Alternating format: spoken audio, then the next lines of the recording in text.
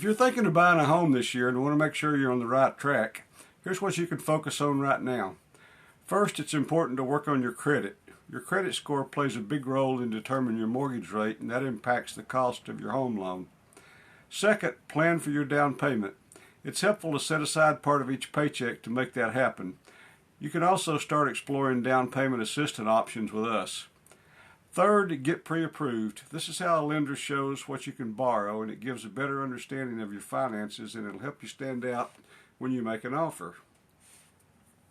And finally, prioritize your wants and needs. Make a list of what you want in a home and figure out what's a must-have and what's a nice-to-have. Thinking this through now will be a big help when it's decision time. So if you're looking for expert advice on how to reach your home buying goals this year, these are great places to start. Before you leave, hit the subscribe button and the like buttons below. And as a bonus for watching, we would love to talk to you about some great programs that actually give you cash to help with your down payment and closing costs. Give us a call and let's talk about making you a homeowner. This is Jim Lee and Ann Cummings of Shoreline. Thanks for watching. Hope you have a great day.